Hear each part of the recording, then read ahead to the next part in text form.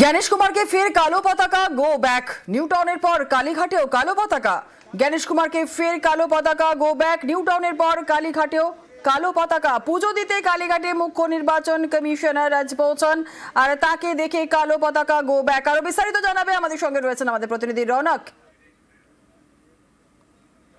কালীঘাট মন্দিরে আসেন মুখ্য নির্বাচনী কমিশনার জ্ঞানেশ কুমার। ঠিক তিনি যখন মন্দিরে প্রবেশ করে মন্দিরের বিপরীত দিকেই বিক্ষোভকারীরা তারা কালো পতাকা এবং গো ব্যাক স্লোগান দেয়। শুধু তাই নয়, হাতে জ্ঞানেশ কুমারের ছবিতে গো ব্যাক স্লোগানের যে প্ল্যাকার্ড, সেই প্ল্যাকার্ড তাকে উদ্দেশ্য করে দেখানো হয়। দেখা যায় এলাকায় প্রচুর পুলিশ বাহিনী মোতায়েন করা হয়েছিল, ব্যারিকেড করা হয়েছিল, তারপরেও বিক্ষোভকারীরা তাকে উদ্দেশ্য করে কালো পতাকা এবং গো ব্যাক স্লোগান দেয়। এবং ইতিমধ্যে মুখ্য নির্বাচন কমিশনার জ্ঞানেশ কুমার তিনি কালীঘাট মন্দিরের ভেতরে প্রবেশ করেছেন, আর কিছুক্ষণের মধ্যেই তিনি বেরোবেন। এবং গোটা এলাকা জুড়ে কিন্তু পুলিশি নিরাপত্তা দেখার মতো, যাতে কোনো রকম অপ্রীতিকর পরিস্থিতি তৈরি না হয়, সেই কারণেই কিন্তু প্রচুর পুলিশ ইতিমধ্যে মোতায়েন করা হয়েছে। এবং তার যে সেন্ট্রাল ফোর্সের যে সিকিউরিটি, সেই সিকিউরিটি এখানে মোতায়েন রয়েছে।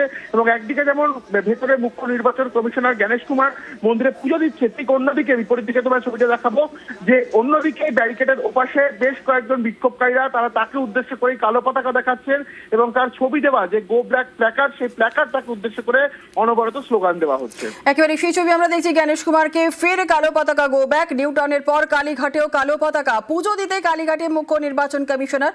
মন্দিরের বাইরে বিক্ষোভের মুখে জ্ঞানেশ কুমার। রাতে নিউ টাউনে বিক্ষোভের মুখে পড়েছিলেন জ্ঞানেশ কুমার, আর আজ সকালে কালীঘাটের মন্দিরে জ্ঞানেশ কুমার তিনি পুজো দিতে এসেছেন। জ্ঞানেশ কুমারকে ফের কালো পতাকা, গো ব্যাক। আরো একবার জানার চেষ্টা করবো রৌনক।